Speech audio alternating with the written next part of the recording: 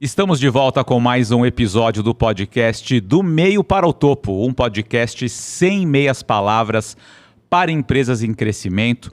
E hoje, você que é empresário, você que é empreendedor ou pense em empreender, a gente vai falar sobre inovação e sobre futuro. Não, calma, fique tranquilo, a gente não tem bola de cristal aqui, a gente não vai fazer nada que não tenha ciência, que não tenha estudo e que não tenha conhecimento. Então fica ligado que eu tenho certeza que você vai sair daqui não apenas inspirado, mas motivado a pensar diferente. Se você terminar esse podcast com elementos novos na tua cesta de decisão, vai ter valido a pena, eu tenho certeza que vai valer. Estou recebendo aqui hoje Marília Baggio. Tudo bem, Marília? Tudo bem, Rodrigo. Muito obrigada pelo convite. Eu que agradeço de você estar aqui e, como sempre, vou pedir para você se apresentar do teu jeito, do jeito que você fica à vontade. Bom, eu sou Marília Baggio, sou publicitária de formação, né? Sou mãe também. As pessoas me chamam de inquieta e eu acho que esse é um bom adjetivo para falar de mim.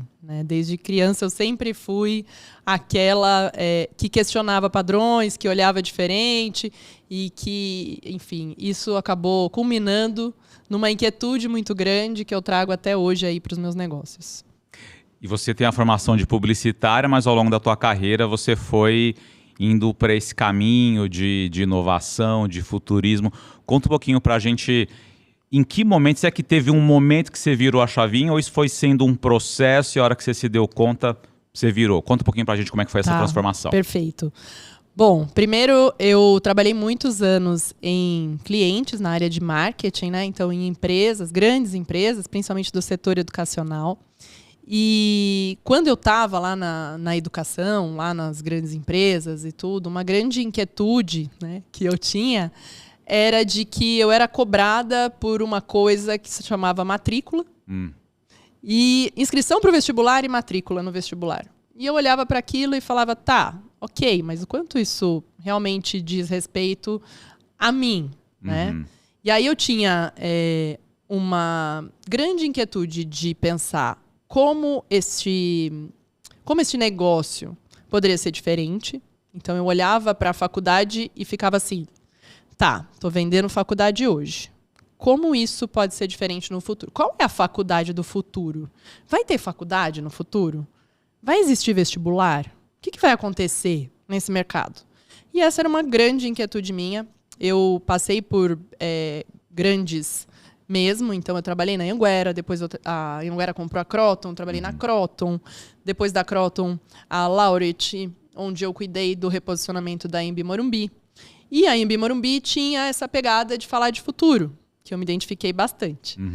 Então, quando eu cheguei e percebi que o falar e o fazer estavam um pouco descompassado, porque quando eu cheguei, você entrava na catraca da faculdade e era todo mundo muito moderno e muito conectado ao futuro.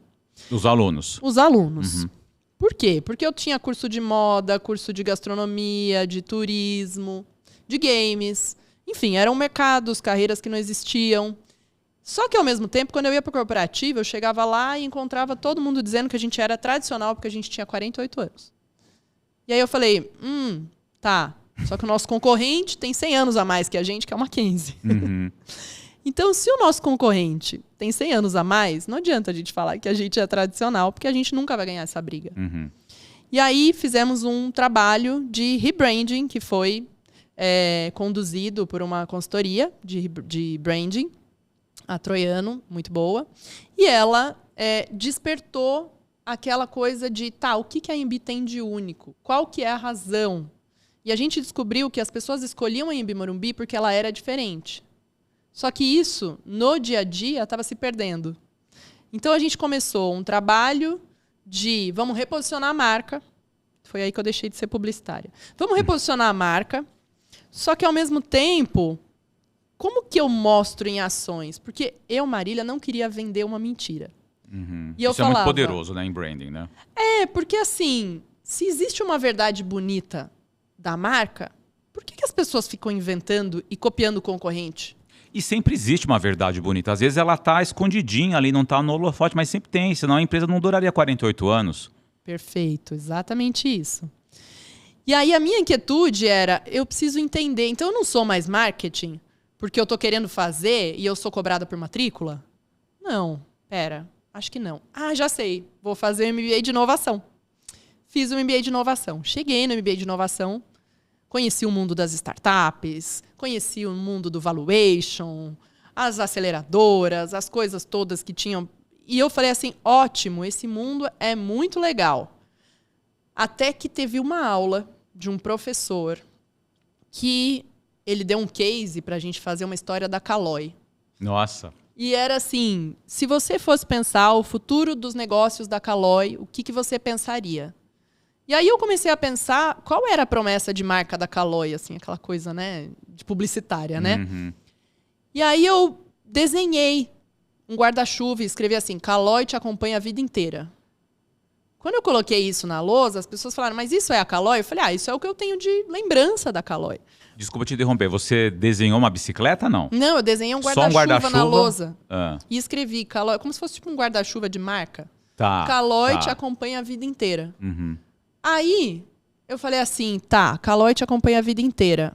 Mas hoje, que produtos a Caloi tem que justificam que acompanha a vida inteira? E aí a gente começou a desenvolver produtos tipo assim, tinha a Caloizinha pequenininha para criança, tinha a Caloi para o adulto, aquelas bicicletas de, sei lá, triatlo, de ciclismo. Performance. E para o futuro, será que não podia ter cadeira de rodas da Caloi? Será que não podia ter andador da Caloi? Será que não podia ter outras coisas da Caloi? Porque a Caloi tem que me acompanhar a vida inteira. Uhum. E quando eu falei isso, as pessoas falaram, nossa, você fez um link da marca com o futuro? E eu falei, eu fiz um link da marca com o futuro. E aí que nasceu a Be & Future, né, que é a minha empresa. Porque eu percebi que o mundo da inovação era cheio de boas ideias, ideias conectadas a mercado, ideias conectadas a tamanho de mercado, números, mas pouco conectadas ao sentir, pouco conectada à alma daquele negócio, a realmente o branding. E eu falei, eu vou criar uma empresa que conecta o branding ao futuro. E aí foi aí que eu deixei de ser publicitária e comecei a, de fato, olhar para o futuro. E Marília, nessa tua jornada, nessa tua experiência, o que você poderia dizer para quem está assistindo a gente, que às vezes pode ser que tenha condição de contratar uma consultoria, mas pode ser que não tenha. Independente da forma, qual é o primeiro passo que uma empresa precisa ter para mergulhar um pouquinho nesse universo de inovação? E aí, antes de você responder, eu quero falar uma coisa. Está muito focado no senso comum, inovação ligada à tecnologia.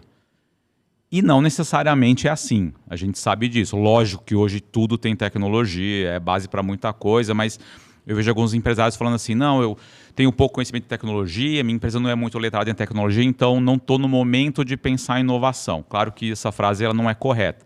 Mas conta um pouquinho para a gente, qual é o primeiro passo que uma empresa precisa dar para começar nessa jornada de inovação, até porque ela vai morrer se ela não pensar, né? Perfeito. Eu acho que o primeiro passo que uma empresa pode dar é começar olhando para a sua razão de existência. Por que você nasceu? Por que você resolveu ter uma empresa que é, sei lá, uma fábrica de salsicha? O que te levou a isso? Ah, era só dinheiro. Tá, mas você poderia ter um salão de cabeleireiro. Por que você foi ter uma fábrica de salsicha? O que aconteceu ali? Eu acho que quando a gente volta, né, o Steve Jobs ele fala, né, you can't connect the dots sem olhar, enfim, ele fala que você não pode conectar os pontos, olhar para o futuro sem conectar os pontos do passado. Perfeito. Eu tentei falar, mas não deu. Mas saiu, tá tudo certo. Mas saiu. E aí, para mim é muito isso, assim, se a gente não olhar para o passado e conectar os pontos do passado, a gente não consegue entender qual é o futuro. Por quê? A inteligência artificial está aí, a tecnologia está mudando tudo. Então, tive recentemente um cliente que me contratou e falou, eu estou vendo que as pessoas... Era um programa de educação bilíngue para colégios, uma antiga escola de idiomas. E aí eles viraram e falaram assim, hoje as pessoas não aprendem mais inglês como antigamente. Eu falei, então eu vou te contar, elas não vão nem aprender mais. Mas elas precisam saber se comunicar em outro idioma, isso sem dúvida. Uhum. Porque vai ter um foninho que faz o translate na hora, né, em tempo real e tudo. E quando a gente parou e falou isso, eles falaram, tá, mas o que eu faço então? Porque se esse mercado tá morrendo... E a resposta para eles foi, talvez você tenha que matar o seu mercado. Talvez você tenha que pensar em outro mercado. E eles falaram, mas qual é a minha vocação, então? Por quê? Como assim matar o meu mercado? É melhor você matar o seu mercado do que vir um concorrente e matar o seu mercado. Claro. Tem alguém pensando em fazer isso do outro lado. Então, você já pensou o que seria se os hotéis tivessem inventado o Airbnb? Não seria uma coisa muito melhor do que eles estarem hoje disputando com o Airbnb? Se o Uber fosse inventado pelas cooperativas de táxi, o aplicativo, ou qualquer coisa nesse sentido. Ou a Blockbuster ter comprado a Netflix, quando eles tiveram literalmente a oportunidade de comprar, né? Exato, e não compraram. Exato, Rodrigo. Eu acho que assim, você é uma coisa difícil, mas talvez o primeiro passo de olhar e falar, o que pode matar o meu negócio? Eu vou criar isso que pode matar o meu negócio. Eu vou estar à prova disso. Mas sem deixar de ser quem você é. Uhum. Que eu acho que essa é a principal questão. As empresas vão crescendo e vão adquirindo outras empresas e vão somando e vão evoluindo os negócios, as avenidas de negócio e tudo. De repente elas param com 30, 40 anos e falam, tá, mas quem a gente é agora?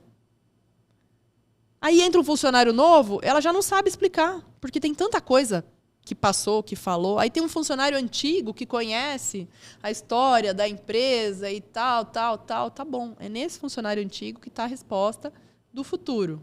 Mas pouca gente tem vontade de olhar para isso, assim, sabe? Mas eu acho que essa é a resposta, assim. O que mataria o meu negócio? Sou eu que vou criar esse machado que vai matar meu negócio. Então a resposta ela tem duas partes. Primeiro, eu vou identificar para que a gente existe e como a gente é único nessa razão de existir. Perfeito. E depois, como é que eu mato esse meu negócio sem deixar de ser quem eu sou? Basicamente, esse é o racional. Lógico que se tiver condição de ter uma consultoria, uma rede de apoio, é muito melhor. Né? Claro, mas senão, claro. esse é um bom começo. Isso. Uma outra coisa que eu gosto de perguntar para os meus clientes é assim, o que você... Quem vai dar sequência para essa empresa? Boa. Porque assim, se você está num momento que você já sabe que vem uma sucessão, não tem ninguém para fazer a sucessão, qual é o próximo passo? O próximo passo é você planejar como é que você vai fazer isso. E talvez tenha alguma coisa que você faz que se relaciona com isso, ou que, sei lá, o filho, o herdeiro, né, faça, que se relaciona com a origem da empresa, mas que só não foi criada uma narrativa que conecta as duas frentes. Isso é uma coisa muito comum, porque vem a nova geração, né, os filhos, os netos, e falam, eu não quero mais saber dessa empresa. Eu não quero mais. Isso aqui só foi motivo de desgraça, de conversa. Almoço que era para ser entre pai e filho virou reporte da empresa. Roubou meu pai, roubou minha mãe, no sentido roubou tempo, né, de mim, né? Fez meu tio brigar com meu pai, não sei o que e tal. Então eu não quero mais saber dessa empresa. Tá bom, mas existe um nome, existe uma marca, existem pessoas que se mobilizaram a vida inteira, muitas vezes, né, e que estão lá dentro e que carregam esse legado. Por que não conectar esse legado ao que existe de possibilidade futura? Então, essa é uma frente que faz muito sentido pensar também, assim, como que a gente conecta os desejos da nova geração, que podem ser, não quero mais esse negócio, tudo bem, vamos fazer uma transição. E é um direito deles, né? E talvez seja, você não quer saber desse negócio porque você não conhece, vem conhecer. Também. Mas vem conhecer de um jeito que não seja, tem que fazer igual seu pai.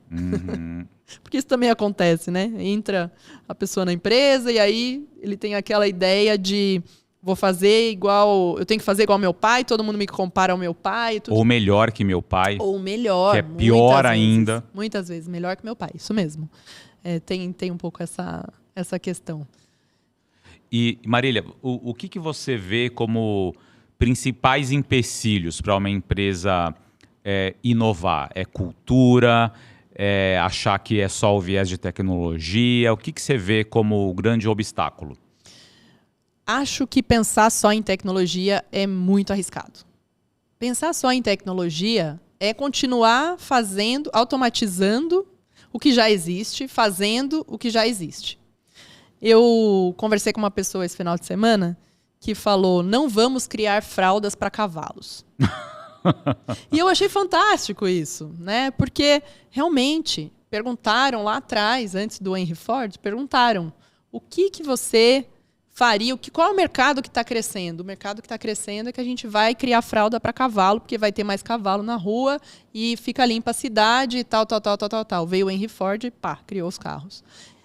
Ou seja, se você pensar de uma forma reativa, você faz isso. Mas como que a gente pensa diferente? Como que a gente reflete o que pode vir de possibilidade?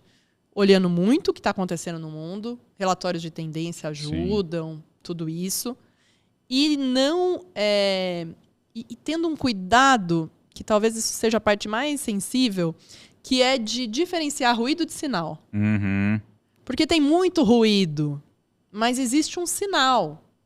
Então, exemplo, existe um ruído de que a gente está passando por uma questão muito difícil no mundo e não tem saída e não tem salvação e tarará. Mas se a gente for olhar os ciclos do mundo, a gente vai ver que é tudo cíclico. Em algum momento a gente está no inverno e a gente vai depois, né, para um primavera, verão, outono, inverno, a gente passa pelos ciclos e daqui a pouco a coisa muda. Então, confiar no sinal, né, entendendo que, já que o mundo passou por esses ciclos no passado, essa é a natureza. Aprender com a natureza é muito importante. Talvez seja um papo meio maluco, mas eu achei muito interessante, porque as pessoas estão polarizadas. A gente quer um mundo menos polarizado, porque a gente está numa transição. Porque a gente precisa mudar para alguma coisa. Mas a gente sabe que a gente está numa transição quando a gente olha para o passado e vê que tiveram outras transições, onde outros tipos de crise aconteceram.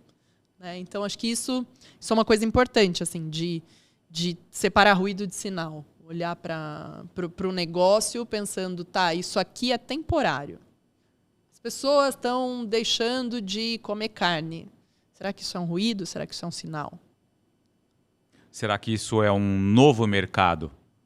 Não significa que ninguém mais vai comer carne. Significa que agora a gente tem uma demanda por pessoas que não querem comer carne e essa demanda está crescendo. Mas será que vai ter mais gente não comendo carne do que comendo carne? A gente não sabe, mas a gente também vê... Se eu estiver falando besteira, você me corrija, mas a gente também vê algumas ondas passando pelo mercado. Né? Eu vou te dar um exemplo, com certeza você vai lembrar. O metaverso, lembra disso? Opa, com certeza. Ou seja, eu lembro que a Nike, ela chegou... Eu cheguei a dar palestra sobre isso. Perfeito. Eu cheguei a colocar um print da Nike em que as pessoas elas gastavam dinheiro real para comprar roupa da Nike para o avatar do metaverso. Sim, teve isso. Cara, e aí o que aconteceu? E esse era o futuro daquela época. Esse era o futuro. É assim, todo mundo tem que estar no metaverso. Eu lembro que eu cheguei a falar, besteira. Mas a gente não sabia. Eu lembro que eu cheguei a falar assim numa palestra. Eu falei assim, gente, a questão não é se a gente vai estar ou não no metaverso. A questão é quando a gente vai entrar no metaverso. Que em algum momento a gente vai. Mas essa frase não era só minha. Era um conceito que estava ali disseminado. Sim. Né? E aí a gente olha, onde que o metaverso pegou hoje? No universo de game. Sim. Nichado lá. Ele existe, mas ele nichou. Né? Então eu acho muito legal esse raciocínio de identificar ruído versus sinal. Tem algum método de pensar para a gente ter mais, diria, sabedoria para identificar o que é ruído e o que é sinal? Ou depende de mercado para mercado? Olha, tem um método de pensar assim, que é olhar para a natureza. Opa, fala mais sobre isso. Tem um movimento chamado Ask to the Nature, alguma coisa assim, que ele diz que tudo é baseado na natureza. Então, por exemplo, a gente pensa, qual é o modelo de gestão futura? E já tem alguns estudos mostrando, por exemplo, o movimento dos pássaros. que quando tem um que está à frente, tem um momento que ele se cansa, ele vai pro fundo, uma coisa assim. E outro assume o lugar dele. E eles vão fazendo uma bela dança. Legal. Isso baseia, talvez, um novo modelo de gestão, que a gente ainda não conhece, mas que a natureza já conhece. Então, mutualismo, cooperação, todas essas relações que a gente entende na natureza, elas vão para o mundo dos negócios e elas podem ir para esse mundo todo da inovação. A questão, a grande, né, questão é, quem estuda a natureza normalmente está muito desconectado do mundo dos negócios. Exato. E quem estuda negócio está muito desconectado do mundo da natureza. E quem está falando disso é a galera de RH. Aí o pessoal das empresas pensa... parece um papo ONG, né? Eu ia falar isso. Desculpa. O pessoal das empresas olha e fala, é aquele pessoal que está abraçando a árvore. Sim, está abraçando a árvore, porque a árvore é um ser vivo. E todos nós dependemos das árvores e tudo isso. E, ao mesmo tempo, o pessoal que está lá no verde, está lá na questão da sustentabilidade, do impacto e tudo, olha para o mundo dos negócios e fala, caramba, isso daqui não tem solução, porque o foco é só consumo. Querem destruir tudo. É muito como se fosse o vilão e o mocinho, sabe? A polarização que você falou, outra vez aplicada. Sim, exatamente. E tem uma metáfora de um livro que a Lala de Renzelin, que é uma futurista fantástica que eu sigo, acabei de fazer um curso com ela no fim de semana, ela fala sobre um livro chamado A Torre e a Praça. E ela fala da torre como sendo a estrutura, os governos, as empresas, quem olha de cima. Quem olha de cima não conhece o que está acontecendo na praça. E quem está na praça não sabe a realidade do que é ver de cima também. Então ela fala que a gente tem que ser meio torre e meio praça. E que vai ter sempre a complementaridade dos dois, torre e praça. Por quê? A praça está xingando a torre. E a torre está xingando a praça. Mas a evolução, a inovação só acontece quando a praça e a torre entram em contato. E aí tem até um objeto que é o Torus, que ela mostra, gente, depois vocês olhem, busquem Lala de Renzelin, eu vou até mandar para você depois o perfil dela.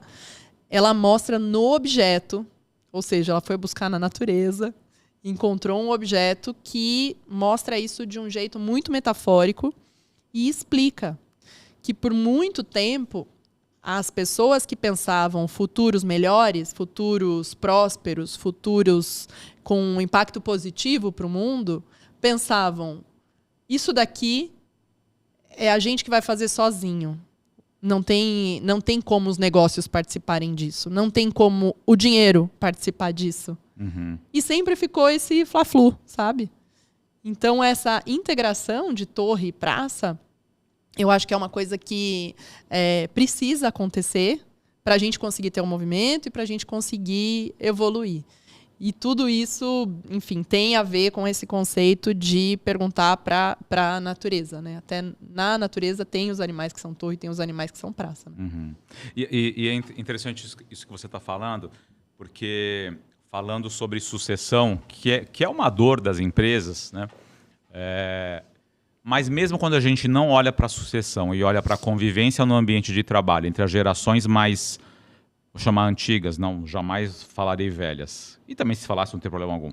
Nossa, tá super cool ser velho. Eu tô adorando que eu tenho uns cabelos brancos. Eu tô começando a ficar feliz também. Então, tá super cool. A gente já não entra numas tretas, né? Que a gente entrava quando era mais jovem, né? É mais ou menos isso, né? Hoje, quando alguém fala, nossa, você nem parece que tem 42, eu falo assim, verdade, não fico mais tão feliz.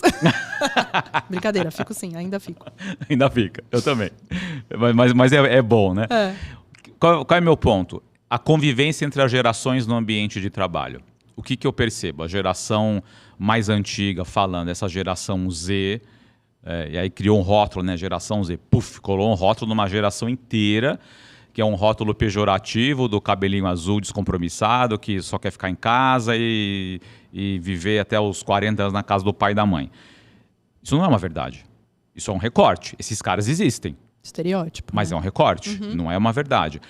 Por um outro lado, você tem essa geração mais jovem falando, essas gerações antecessoras a nós, não tem nada para nos ensinar, estão ultrapassados, são velhos, são old school, aí começa a criar um monte de adjetivo, cringe, enfim, começa a criar um monte de coisa que rotula as duas coisas. Quando, na verdade, se os dois sentarem para conversar, que a torre e a praça se encontrarem, quanta coisa boa a gente não vai poder criar somando a ousadia dessa geração mais jovem, esse menor pudor em arriscar, com a sabedoria da geração mais antiga, com o repertório da geração mais antiga, com a prudência da geração mais antiga. Me parece tão óbvio que os dois têm que sentar e conviver e debater, né? Mas parece que a gente, acho que estimulado muito pelas redes sociais, a gente não quer muito mais debater, a gente quer cuspir a nossa opinião e, de preferência, se agredir o outro sentir que deu uma agredida nele, melhor ainda, né? E às vezes eu vejo assim algumas agressividades nas redes sociais que eu tenho certeza que isso acontece implicitamente no ambiente de trabalho. Exemplo, eu tenho um argumento, você tem outro. Aí, de repente, eu não concordo com o seu contra-argumento. O que se escreve na rede social? Vai estudar. Vai se informar melhor. Não é vai se informar melhor, você só tem um ponto de vista diferente do meu. E você é publicitário, eu sou publicitário, a gente cresceu e a gente foi formado num ambiente de criatividade. O que é a criatividade, se não a soma de ideias que por muitas vezes são divergentes? E que bom que são divergentes, porque elas podem nos levar a outros caminhos. Faz sentido esse raciocínio? Você sente isso também? Cara, eu não só sinto, como eu vivi isso no mundo corporativo, né? Quando eu entrei na Anhembi Morumbi, uma das coisas que eles pediram para mim foi assim: a gente precisa saber se conectar com esse jovem, se comunicar com esse jovem. E assim, tinha até jornalista que fazia jornal na Anhembi Morumbi ainda, quando eu entrei. Impresso. E eu tô falando de 2016, 10 anos atrás, não é tanto tempo. Não mas, é tanto tempo. Né, assim, já existia rede social, já existia, inclusive, foi uma pessoa que eu contratei para minha equipe, o cara que criou Eu Odeio a São Judas. Ele tinha uma página que era lá, Eu Odeio, um perfil no Instagram, sei lá, não lembro. Que era Eu Odeio a São Judas. E aí, um dia chegou o currículo e tal, eu não sei como que ele falou que ele, né, tinha a página que ele odiava São Judas, porque ele estudava na São Judas. Eu falei, é esse cara que eu quero na minha equipe de marketing. Porque se esse cara tem a visão, ele é um hater de uma faculdade, ele sabe exatamente o que ele gostaria de ter na faculdade. Claro. Né? E eu acho que isso é um exemplo de como que a gente pode juntar repertório e gás. Uhum. Legal, gostei dessa metáfora. Repertório, porque o cara tem gás, é novo, tem gás, mas não tem repertório. E o cara que já é mais velho tem muito repertório, mas não tem gás para botar o negócio de pé, para fazer as coisas acontecerem, para ir lá odiar a São Judas, entendeu? E às vezes não tem paciência também. Não tem nem paciência, não tem vontade. E ao mesmo tempo, olha que curioso, Rodrigo, quando eu estava no universo corporativo e eu me vi muito inquieta, a gente criou, eu e mais algumas pessoas, a gente se reunia toda segunda-feira e a gente criou a Jornada dos Inquietos. Ó, que legal. E a Jornada dos Inquietos era um ambiente para discutir desafios profissionais. E aí começou a aparecer gente mais ou menos na casa dos 30 anos, 30 e poucos, dizendo, estou inquieto no meu trabalho, não sei se estou no lugar certo, não sei se quero continuar nessa profissão, quero fazer shift de carreira, para onde eu vou e tudo. E a gente começou a conversar e tematizar. Inclusive, repertório versus gás é um tema da Jornada dos Inquietos. A gente percebeu que é mais ou menos assim. A pessoa começa a vida profissional dela sem saber quais são as habilidades, o que ela é boa e, principalmente, assim, com o que ela gostaria de trabalhar no sentido que tem a ver com a essência profissional dela. Daí ela começa a trabalhar porque, sei lá, eu fui fazer publicidade porque eu gostava de desenhar. E eu achava que eu ia desenhar, até eu chegar na primeira aula e ver que não tinha desenho nenhum, era tudo no Photoshop. E eu falei, pô, agora eu já tô aqui, que eu vou fazer, né? Vou continuar. E aí, a grande questão que a gente percebeu é que a gente não tinha nenhum representante a gente brincou que era o Carros 3. Não sei se você já viu aquele filme Carros. Já. Então, no Carros 3, o McQueen começa a perceber que ele tem vontade de fazer as coisas de novo quando ele começa a ensinar a Cruz Ramírez a fazer a Copa Pistão. Eu sei porque eu tenho um filho de 4 anos e meio. E essa história é uma história real. Porque assim, a gente chega... eu já tô, vamos dizer assim, nesse momento ainda de construir, mas já tô pensando que logo eu vou estar num momento de falar, o que eu faço com tudo isso que eu ganhei na vida? O que eu faço com tudo isso de conhecimento que eu aprendi? Eu preciso contar, eu preciso passar para frente, senão vai morrer comigo. Né? E eu fico imaginando essas pessoas que estão nesse terceiro momento da vida, que elas têm um desejo genuíno de contar suas histórias, de falar. E, ao mesmo tempo, o jovem não tem paciência de ouvir. Não quer saber. É verdade. Não está interessado. Por quê? Porque o ritmo é diferente. Então, vai contar histórias, conta. Meu Deus, você senta, você fala, nossa senhora. Mas, lembra que eu falei? O fluxo, como a própria Lala fala na fluxonomia, o fluxo só acontece quando os diferentes se encontram. Por que a Jornada dos Inquietos dava certo? Por que era legal? Por que funcionava? Né? Os encontros da Jornada dos Inquietos eram muito interessantes. Porque eu tinha um ex-padre, no outro dia eu tinha um DJ, sabe? Dialogando com um engenheiro, com um arquiteto, com um médico. Que resenha.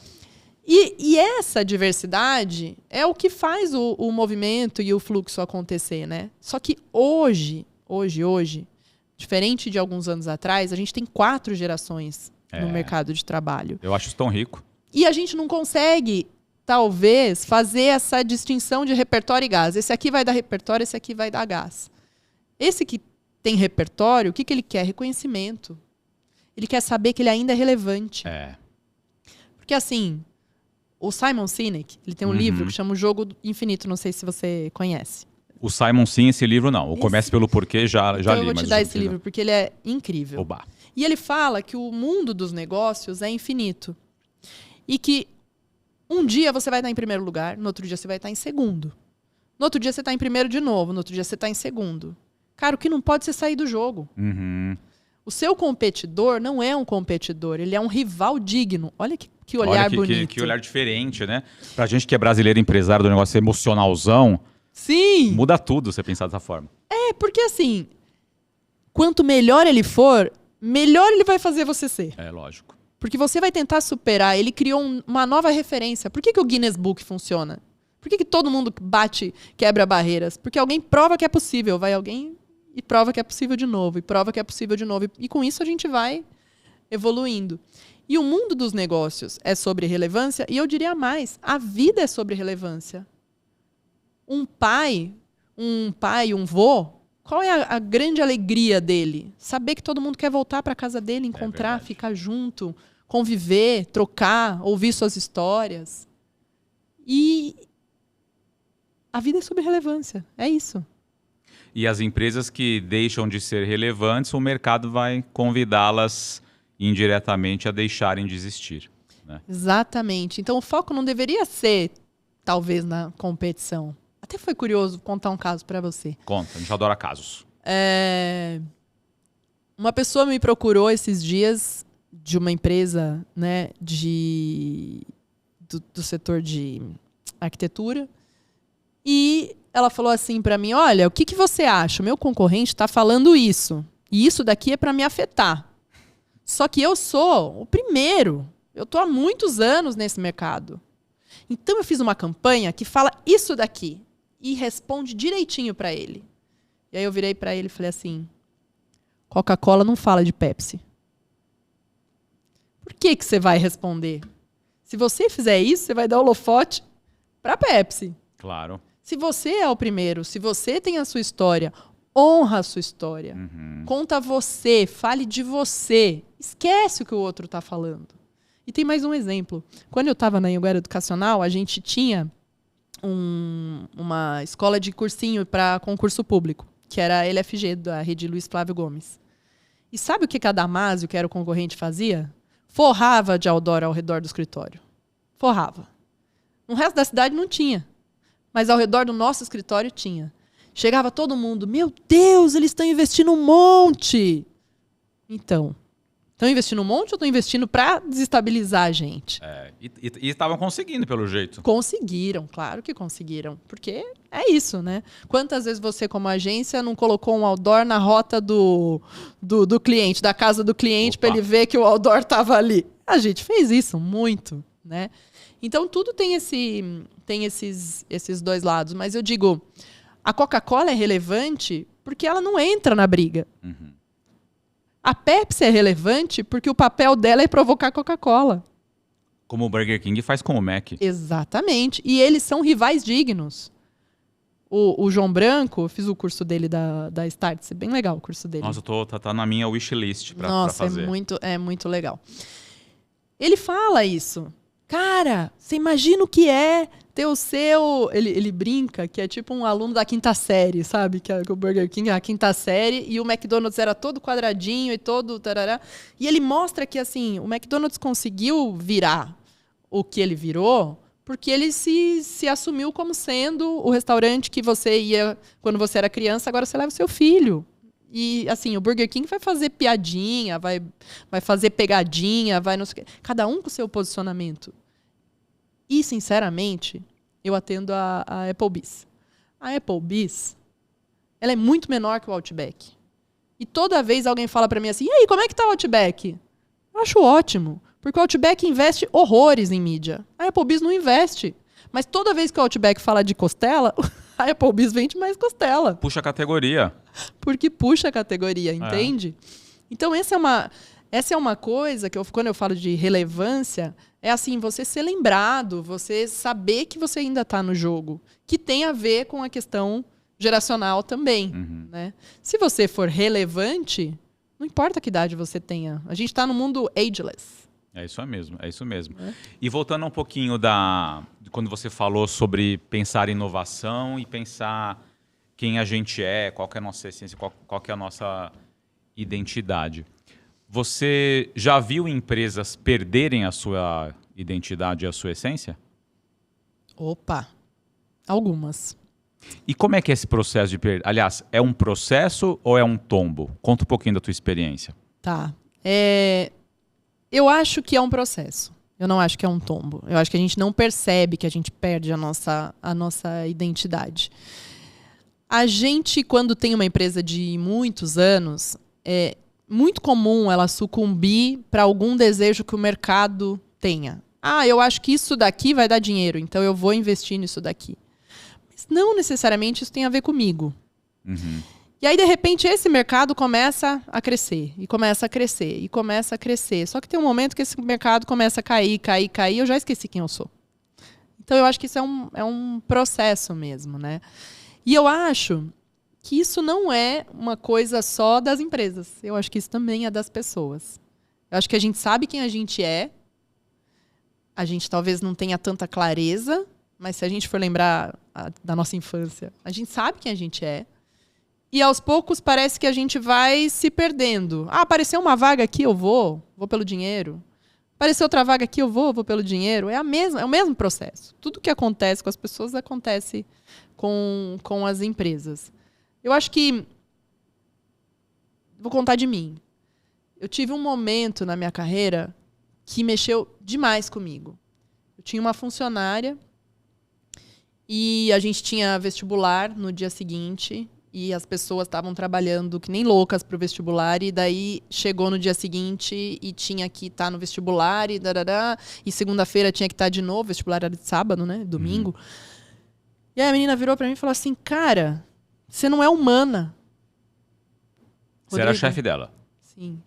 Isso mexeu comigo de um jeito. Porque eu parei e falei assim, pera, se tem uma coisa que eu acho que eu sou, é humana. Tudo bem, ela tem o julgamento dela. Mas eu não posso ouvir isso e não me questionar se eu tô realmente sendo humana. E aí era assim, porque tava todo mundo trabalhando meio virado e eu tava no meta, bora, vamos fazer. E eu não tava pensando que talvez eu devesse trocar as pessoas porque elas estavam viradas e não sei o quê. Eu tava tão na loucura, tão na fazeção, como a gente fala nos inquietos, na fazeção, que eu falei, eu não percebi. E aí, quando ela falou isso, eu falei, pera, acho que é o momento de parar e olhar. Por que eu não estou sendo humana? Porque isso não tem a ver comigo. Isso não é um feedback que eu gostei de receber e não quero receber mais feedbacks desses, sabe? Então, eu acho que as empresas, talvez elas possam olhar o que o cliente está falando de você. Você nasceu para ser um lugar que faz as pessoas se sentirem felizes? Se o cara tá lá e o funcionário tá triste, tá bravo, o cara tá lá, tem uma experiência ruim, cara, você não tá entregando o que você veio para entregar. Sim. Chegou a hora de parar, olhar e falar, epa, peraí. Não se trata do funcionário, não se trata de outras coisas. Se trata de talvez você olhar e falar, opa, a gente se perdeu no meio do caminho, como é que volta? Né? Acho que é uma boa reflexão. Agora vai ser inevitável eu te perguntar. E depois, como é que ficou a relação com essa profissional que te deu esse feedback? Como é que foram os próximos passos depois dessa tua reflexão? Olha, foi um momento bem importante. Estava quase eu tinha feito um processo de coaching, de aconselhamento de carreira e tudo, e eu já imaginava que eu não ia continuar no mundo corporativo. Então foi um momento importante para eu parar, olhar e falar, tá, daqui eu vou para onde? Como é que eu, né? Primeiro, como eu posso ser mais humana amanhã? Acho que foi a primeira coisa que eu pensei. Mas depois eu fiquei pensando, mas esse mundo que eu tô me faz ser menos humana. E isso é uma coisa que eu não quero. E talvez por isso tenha te tocado tanto, né? Provavelmente sim. Provavelmente sim. Outra coisa, tive momentos onde eu fui muito questionada porque uma funcionária minha com 6 meses de casa teve um filho. Isso foi uma coisa que mexeu muito comigo. Ai, bati no microfone. Mexeu muito comigo. Porque assim, falava, nossa, mas o filho dela fica doente bastante, né? Primeiro, era o primeiro filho. Aí no segundo foi assim, caramba, 6 meses de casa, já teve outro filho, tá aproveitando a licença maternidade. Aí eu parei e falei assim, meu Deus, como assim? Eu nem tinha filho.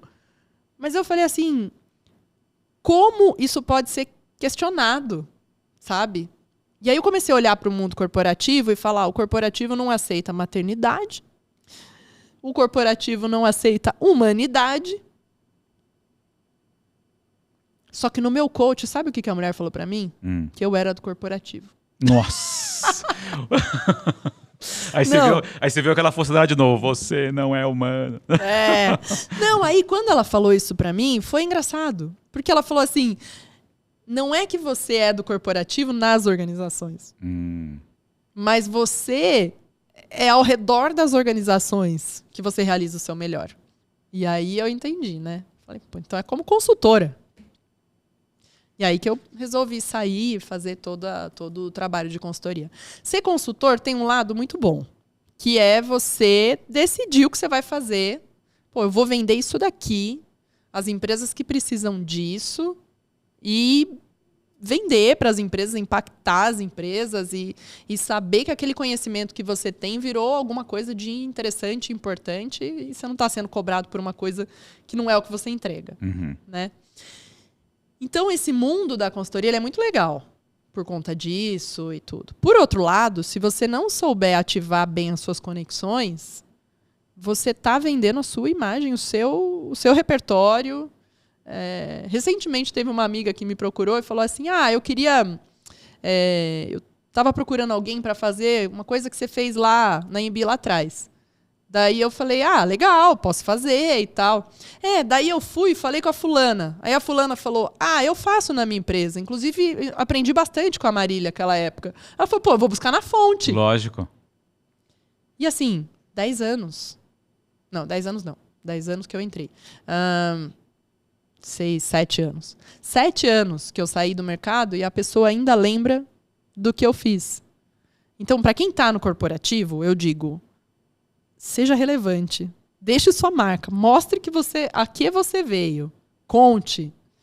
E para quem não está no corporativo, a sua mina de ouro são os seus contatos, são as suas conexões, são as pessoas que você se relacionou e construiu conversas.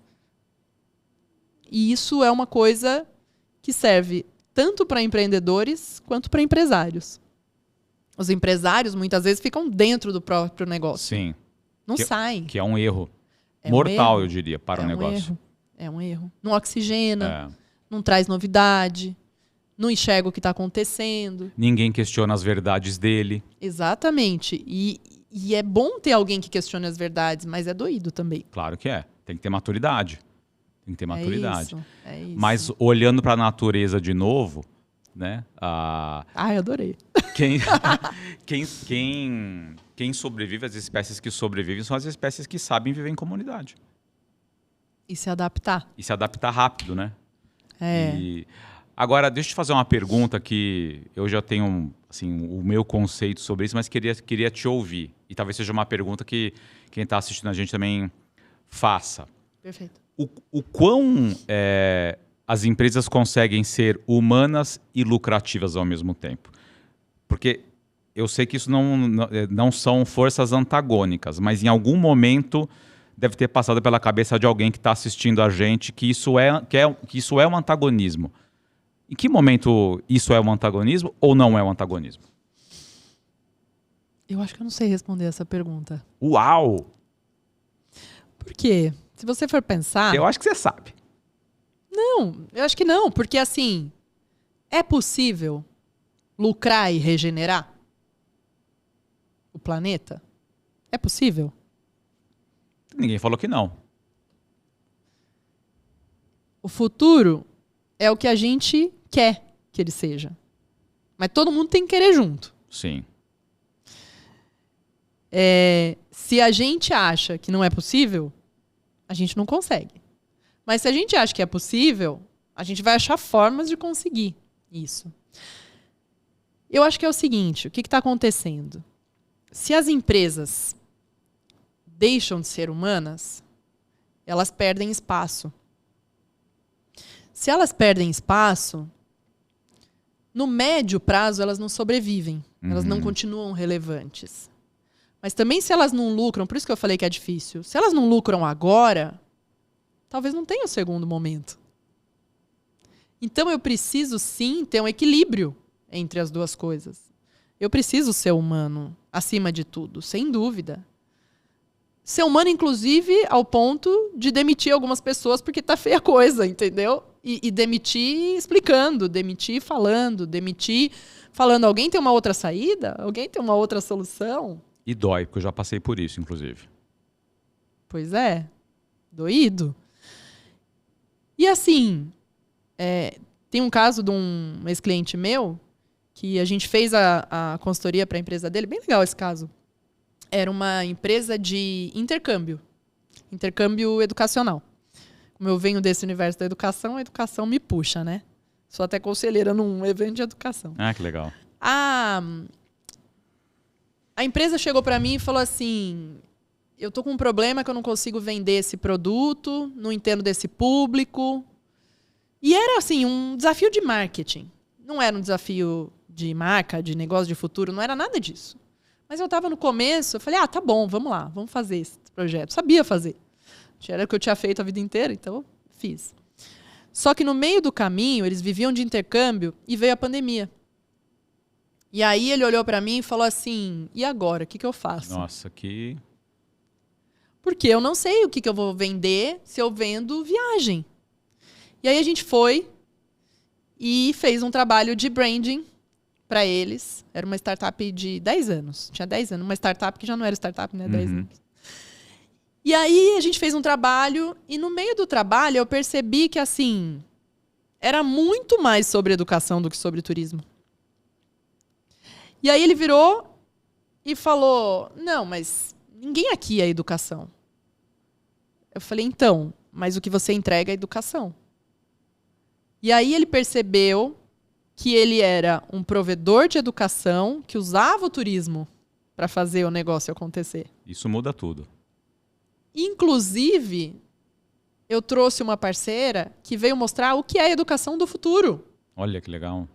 Porque ele já entregava educação, mas não a do futuro, a do presente. E aí, no contexto da pandemia, foi maravilhoso, porque a gente colocou todos os funcionários deles como alunos, vivenciando uma experiência educacional com a gente. E depois a gente mostrou tudo que estava por trás da experiência que eles passaram no workshop de 10 dias. E aí eles perceberam que eles sim podiam fazer educação, considerando essa educação do futuro. Tinha VR, tinha coisa que mandava na casa, tinha tudo que você possa imaginar que a gente criou ali naquele momento.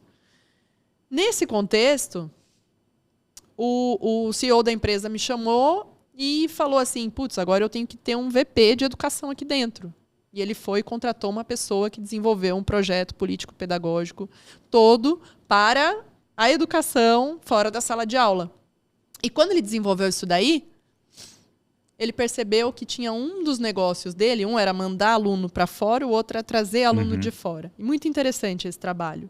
Ele traz aluno, por exemplo, de Chicago, de Illinois, aluno dos Estados Unidos, conecta com os alunos da USP, por exemplo, do INSPER, e traz uma empresa com caso real para ter um assunto para eles resolverem juntos em inglês. Que legal. Então é muito interessante. Mistura cultura, background, bem legal o modelo. E aí o que aconteceu? Ele parou de mandar aluno brasileiro para fora. Ele começou a enxugar a empresa, porque estava em pandemia. Você falar que você vai vender o intercâmbio educacional online, seu filho vai comprar? Não. Não necessariamente. E ele foi e enxugou a empresa. E a empresa era uma família.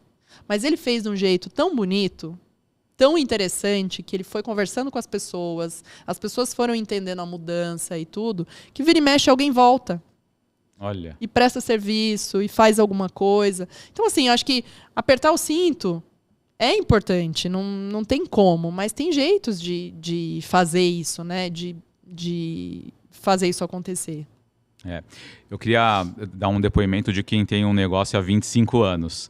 Né? E tentando responder essa pergunta que eu fiz, que eu acho que se você não respondeu 100%, você deu um caminho para que cada um busque a sua resposta. Encontre a sua resposta. Encontre a sua resposta. Até porque eu não tenho uma empresa de 25 anos. Mas olha que interessante, acho que existe uma diferença que eu fui aprender depois, que uma coisa é uma empresa humana, outra coisa é uma empresa paternalista. São coisas diferentes. Interessante. E a gente percebeu, e aí lógico, eu contratei uma empresa de governança corporativa que fez um diagnóstico e falou, viu, a questão aqui não é que vocês são humanos ou não humanos, a questão é vocês são paternalistas. Caramba! E é muito uma característica das empresas brasileiras em que os fundadores estão nos negócios. Muito, muito, muito. Sim. Quando a gente teve a consciência de que a gente tinha um caráter paternalista, a gente foi mudando algumas atitudes e, de novo, a cultura só vai mudar se a liderança mudar. Senão, sim, é só mais um quadro pendurado na parede. Perfeito, né? Ou só mais um link no site. Né? E a gente foi mudando. Nisso que a gente foi mudando, mudaram algumas pessoas. E é um processo natural. Sim. Mas eu posso dizer o seguinte, depois a gente não deixou de ser humano e a gente é lucrativo. Olha só. Então o que eu estou querendo dizer? É uma empresa perfeita? Obviamente não é perfeita. Claro. Né? A nossa cultura tem pontos fortes e tem pontos fracos. Né? A proposta de valor da Verbo tem pontos em que ela é muito relevante e tem pontos que alguns concorrentes para aquela demanda naquele momento têm mais competências do que a gente. Não que a gente não possa ter. Mas qual é o meu ponto? Meu ponto é assim, é muito da nossa cultura. A gente tem sim uma cultura mais paternalista, mais centralizadora, em sua maioria, empresário brasileiro é centralizador, né? E isso acaba gerando uma empresa que ela parece humana para alguns, em que o fundador tem mais afinidade, e parece menos humana para outros com quem o fundador não tem tanta afinidade assim. Mas qual é o meu ponto? Meu ponto dá sim para a gente ter uma empresa mais humana. E quando eu digo humana, eu estou falando do pacote todo. Perfeito. É humana no sentido de a gente tem pontos fortes e tem pontos fracos. Sim. Né? A gente Ser humano é isso, a né? gente tem não é máquina. um conjunto de competências e talentos, mas tem talentos e competências que a gente não tem. Então, o ser humano é isso. O ser humano não é só o funcionário estar num dia difícil, o gestor ir lá conversar com ele. Tem que ter isso também. Perfeito. Né? Mas o conceito de humano ele é muito mais amplo. Ele é muito mais profundo. É que a gente não para pensar nisso. E o lucrativo? O lucrativo, ainda mais uma empresa de serviço, que é o nosso caso, Se eu tiver gente aqui que entende esse ambiente humano e que a nossa cultura, o nosso conjunto de características, a despeito dos problemas e defeitos que temos, se para esse grupo de pessoas a gente continua a ser relevante na vida deles e eles entendem que é um ambiente que melhor eles têm para canalizar seus talentos, esses caras vão ficar. Sim. E aí a gente é humano, mas não necessariamente eu vou abraçar todo mundo que está naquele dia, sei lá, passando por um perrengue, porque todo mundo tem perrengue, inclusive eu também sou humano, é bom lembrar. É bom lembrar. Né? É muito bom lembrar, inclusive. É bom lembrar. Né? Eu também tem dia que eu falo, caramba, nada tá dando certo hoje. Tem esses dias, né? Mas o meu depoimento é esse, dá pra gente equilibrar as duas coisas assim. O que eu acho que a gente precisa fazer é entender o que significa de fato ser humano, porque o lucro, você não vai entender. Ou ele aconteceu ou ele não aconteceu. É matemática. Aqui do lado humano, não. O lado humano é o quanto a gente está conseguindo ser um ambiente relevante para um determinado grupo de pessoas que também são relevantes para nós. E não é todo mundo, né, que é relevante para a gente, e nem todo mundo...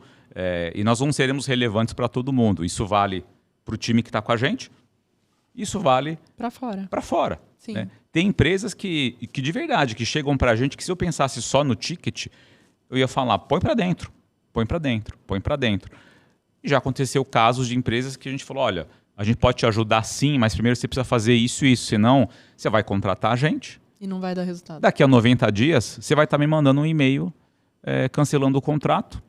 E para mim é um custo alto, porque como a gente pega projeto grande, eu preciso contratar a equipe.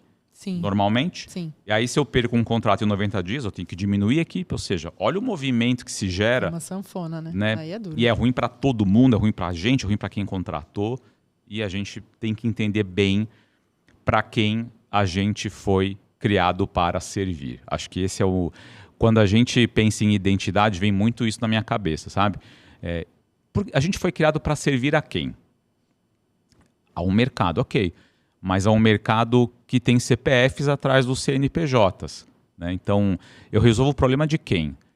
Para mim, está muito claro na verba. A gente resolve problemas de marketing de médias e grandes empresas, mas principalmente quando o dono está não digo na mesa o tempo todo, mas ele está na operação, ou pelo menos você tem ali um gestor, um CEO que tem essa cabeça de misturar o humano com o lucrativo. Faz sentido para você?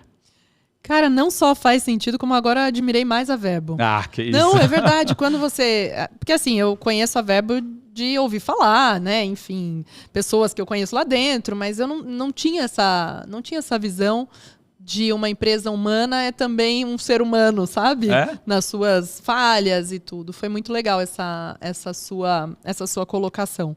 Isso acontece também no universo de gestores, né? Então, assim, aquela lá é muito mãezona. Uhum. E aí não desenvolve as pessoas, não faz as pessoas, né, crescerem e tal. Então, quando você falou paternal, acho que tem muito isso mesmo, né? A empresa vira um filho. E aí, cada pessoa é filho ali dentro, de alguma maneira, né? É bem, bem complexo.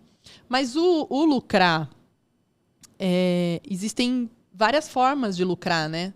Por exemplo, turnover. Você, com essa forma de trabalhar, provavelmente seu turnover não vai ser tão alto. Não é tão alto. Eu gostaria que fosse menor, mas ele está abaixo da média do mercado. Exatamente. Provavelmente abaixo da média. Então, quanto custa turnover? Turnover também é uma forma de lucro.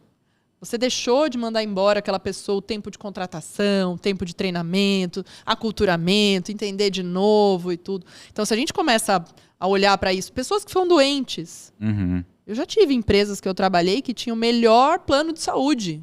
E eu entrei falando, nossa, que máximo! Só que todo mundo usava. Isso era horrível. Entendeu? Porque assim, por que eles davam o melhor plano de saúde? Porque precisava realmente... Já sei que você vai usar, então pega o melhor. Entendeu? Já pega o melhor pra você não me encher o saco. Basicamente isso. E todo mundo usava o plano de saúde. Isso custa. Uhum. Né? A gente, se a gente for pensar nas métricas da empresa, a gente não pode só pensar realmente no resultado financeiro, tipo no lucro, né? Eu vendi, eu fiz, eu aconteci e tudo. Eu permaneci no mercado? Eu ainda sou relevante? Os clientes ainda me buscam? Tem outras métricas que são intangíveis, né? A imagem da Verbo Mudou, provavelmente. Com certeza. Entende? Evoluiu, cresceu. Né? Todas essas frentes são números. E vou te falar que essa é a parte mais difícil de trabalhar com o que eu trabalho. Quando eu falo de futuro, de marca e tudo, é a parte mais difícil. Porque você está vendendo uma coisa que é intangível. Uhum. Então, muitas vezes, o cara tem um negócio. E aí ele fala assim, eu acho que eu vou vender esse negócio. Ele fala assim, você vai vender? Não, ou... Mais ainda, eu não vejo esse negócio, como que ele pode escalar? Porque depende das minhas horas, do meu trabalho, do meu dia a dia e tudo. É físico. Tá bom.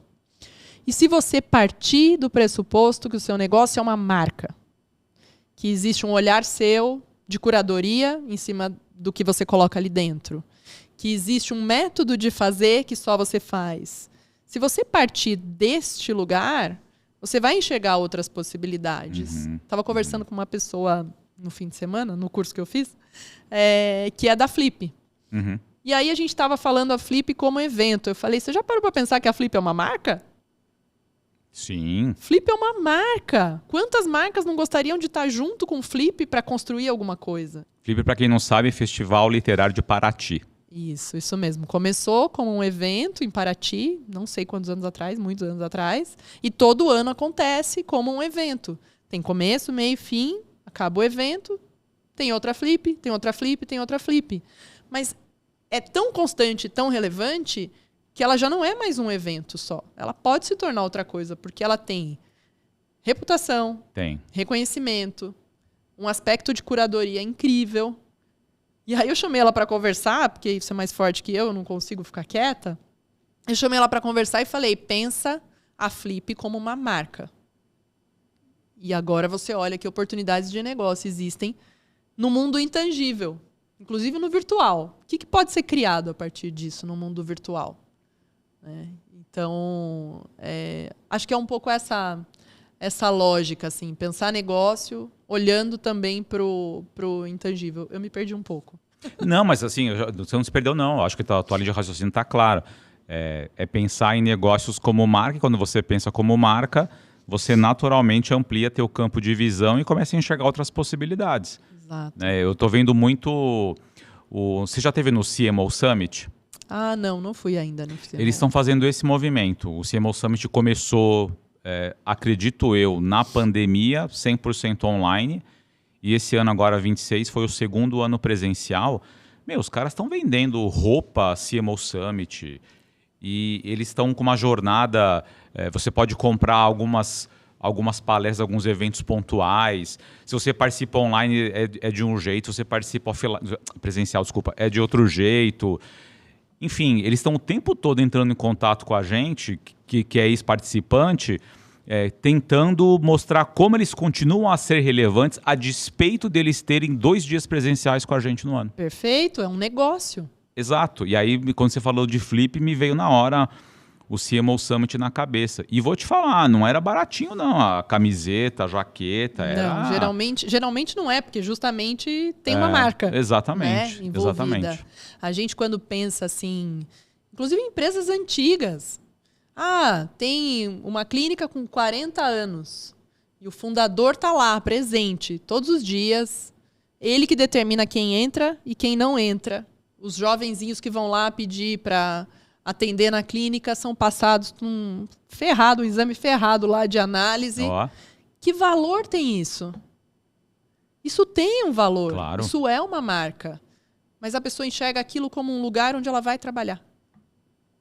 É a empresa, é a firma. Nossa, a firma. A firma que tem freguês. É a firma que tem freguês.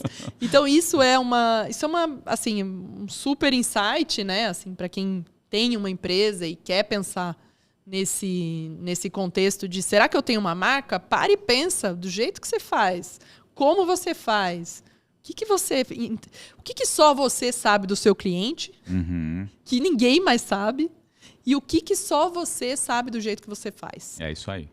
É uma ótima análise. E isso naturalmente, como ponto de partida de um raciocínio, naturalmente isso vai abrindo possibilidades embaixo. E mesmo que as pessoas não se deem conta disso agora, a partir do momento que elas pensarem, isso vai vai abrindo essas possibilidades. Ainda pensando na clínica, com teleconsulta agora, a clínica não é mais física.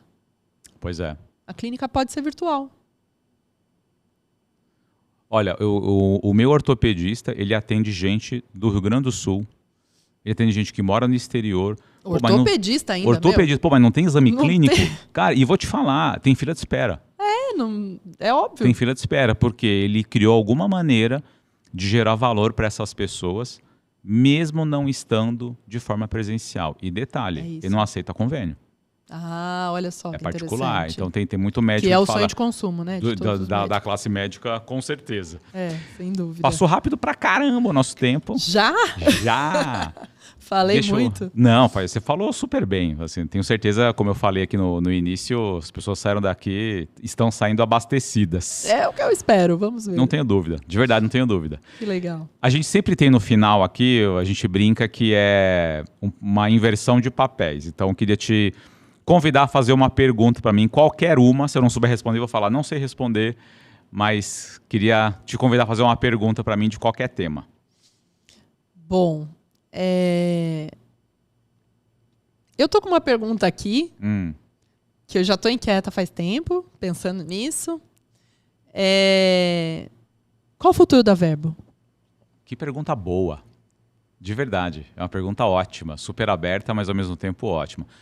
O futuro da Verbo é o seguinte, a gente cada vez mais olha para dentro para propor para fora. Né? Então, o que a gente entende? Que o mercado de médias empresas é um dos mercados que mais crescem no Brasil. E essas empresas elas estão demandando coisas que são não apenas comunicação, mas elas estão demandando algumas coisas que hoje a Verbo não está 100% pronta para entregar. Então, o futuro da Verbo é ser um grande ecossistema de respostas ligadas a marketing e a tecnologia para médias empresas. Esse é o futuro da Verbo. Olha, que interessante. Muito bom. Você vê que eu não enrolei para responder, hein? Não, é porque você já tem clareza. E quando você já tem clareza, você já sabe que tipos de produto ou avenidas de negócio você tem como oportunidade. E você, inclusive, já tem clareza, inclusive, das suas capacidades internas para que isso aconteça, né? O seu poder de conexões, a sua influência nos lugares, o seu de igual para igual com os empresários, afinal de contas, você é um empresário, claro. Né? Você enxerga a Verbo como um negócio e como uma marca. Sim. Não apenas como, né, o lugar onde você vai trabalhar. Então, acho que isso ficou me inquietando aqui. Eu fiquei pensando, nossa, o mundo da publicidade está mudando tanto. Demais. Hoje em dia tem gente que fala, eu faço marketing digital, sou publicitário. Eu faço tráfego pago e sou publicitário. Tem uma agência. Então, e às vezes um negócio precisa mesmo só de tráfego pago, não é que não precisa. Sim, mas é um nicho. Mas é um nicho, é isso. E achei interessante você falar, porque você não falou o mundo da publicidade, tarará. Você falou da dor do seu cliente. Então você está muito conectado a isso, achei bem interessante. Que bom, um feedback ao vivo aqui de uma consultora renomada na área de inovação, na área de futuro e na área de marketing. Marília, super obrigado por ter vindo. Para mim, assim, foi uma aula, tenho certeza que para quem assistiu também. E queria pedir para você deixar uma mensagem final aí, especialmente de encorajamento, porque empreender nesse Brasil, você sabe disso, não é brincadeira. Então vamos encorajar a nossa turma aqui. Bom, acho que a mensagem final é: se tá desconfortável, busque um desconforto que te mova. Boa, adorei. Porque eu acho que empreender é difícil, eu acho que fazer as coisas do jeito que você acha que tem que ser feito não é fácil, mas eu acho que se permanecer no mesmo lugar também é muito dolorido. E a gente só consegue avançar se a gente der o primeiro passo. Quando eu falo, né, o futuro é resultado dos sonhos do passado e das ações de hoje, né, a gente precisa sonhar coisas melhores e a gente precisa sonhar coisas que a gente queira que aconteçam. Senão a gente não vai ter busca pelo como a gente chega nesses lugares. Então, acho que essa é uma mensagem de encorajamento. Boa. É isso mesmo. Olha só, gente. Com essa mensagem aqui, a gente está terminando esse episódio. E quero te convidar, se você ainda não se inscreveu no nosso canal no YouTube, no Spotify ou nas outras plataformas de áudio. Se inscreva lá. A gente está com menos de 6 meses de podcast. Assim, são milhares de inscritos já no YouTube, no Spotify. Tem episódio com mais de 5, 6 mil visualizações. Quero te agradecer, inclusive, por estar prestigiando esse trabalho que a gente faz. Ninguém tem salário aqui, ninguém está ganhando nada aqui. O que a gente quer é te encorajar, trazer informações novas e conhecimentos que te provoquem, como essa mensagem que a Marília deixou, e te inspirar. E aí quero parafrasear a Marília aqui. Qual é o desconforto que te move? Pensa nisso e até o próximo episódio. Valeu!